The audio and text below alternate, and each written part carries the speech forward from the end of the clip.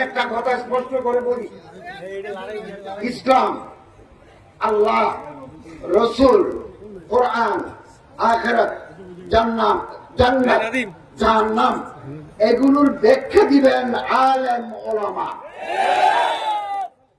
আমি আপনি যারা জীবনে মাদ্রাসায় পড়ি নাই, আমাদের বুকের ভিতরে দিনে এলম নাই, আমরা যদি এগুলো ব্যাখ্যা দিতে চাই তাহলে উলট পালট কথা বের হবে।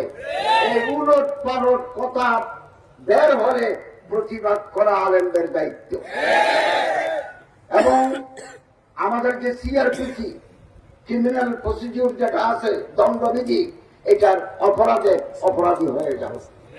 কেউ ধর্ম যদি না মানতে চায়, আমাদের দণ্ডবিধিতে আছে মুসলমানরা পারিবারিক আইন মেনে চলবে, শরিয়া মেনে চলবে।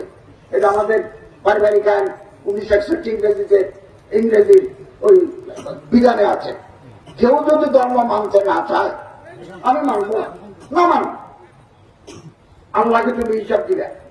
কিন্তু ধর্মকে কটূক্তি করে, ধর্মকে ব্যঙ্গ করে, ধর্মের অবব্যাখ্যা করে জনগণের সেন্টিমেন্টকে উস্কে দেওয়ার ক্ষমতা কারো নাই। আইনের ব্যাখ্যা যদি লাগে তো বিচারপতি লাগবে, হাইকোর্টের আইনজীবীদের লাগবে আইনের ব্যাখ্যা করার জন্য। আমি যদি চিকিৎসা বিজ্ঞান নিয়ে কোন ব্যাখ্যা জানতে চাই, তারা Bijoy hospital, medical college, Barishal medical কলেজের যারা বড় বড় ডাক্তার, স্পেশালিস্ট, তাদের মতামত লাগবে।